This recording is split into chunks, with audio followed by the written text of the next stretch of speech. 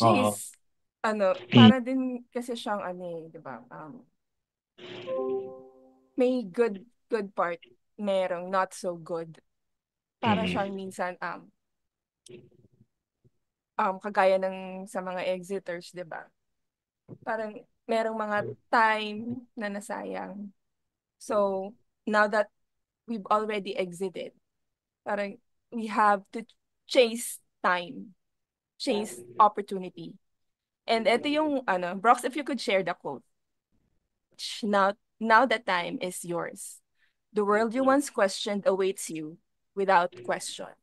So, Tito, yung term na chase, when I read this, parang umano siya sa puso ko ng ano, you have to chase that life that was once out of reach. Yung totoong life. Okay? Or for me, this quote conveys the idea of pursuing your dreams and opportunities na yung once upon a time, nawala. Hindi siya unattainable.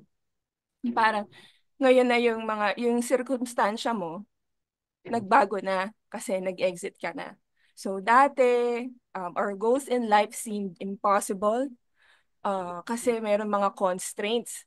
So we believe yung mga kabawalan at yung mga pinaniwalaan natin na purong utos ng Diyos daw at hindi gawa-gawa ng tao dahil ika nga based siya sa Biblia. So yung isip at puso natin, napersa siya na maniwala doon dahil doon sa takot na kung hindi natin susundin, ikakapahamak natin. So, we did not parang chase what we wanted in life kasi nagkaroon nga tayo ng constraints. So, ngayon na nakaabot na din sa atin yung kung ano yung totoo, thanks to Broccoli TV, boom. Hindi, thanks to everyone who exerted effort para maisiwalat lahat ng kamalian, like DK, Kuya Adele, and Onat. Diba? Nakakawala tayo doon nakakawala tayo doon sa pumipigil sa atin. And I thought, parang ito yung time na maghabol tayo. Yun.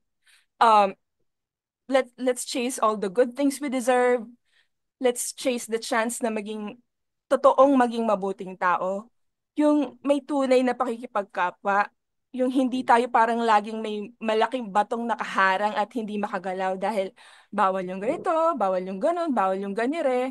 Yung- Let's chase building chance to being normal human beings again. Yung normal life, mahirap ka man, or nakakaluwag-luwag ang buhay mo.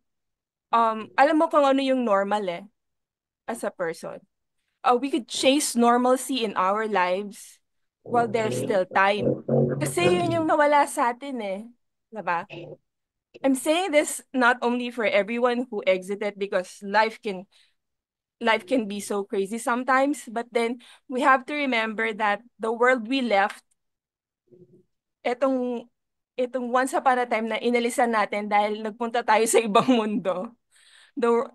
This world that we questioned at some point is the same exact world we have. So we have to learn to unlearn what we must have not learned in the first place, and find within us yung truth. It's never far away from us.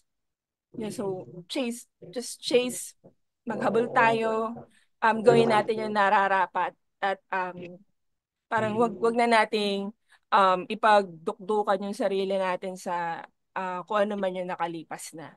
So, yon. And I hope that this segment would be able to help you to chase all of those. Alam mo yon, na para sa ikaayos nating lahat.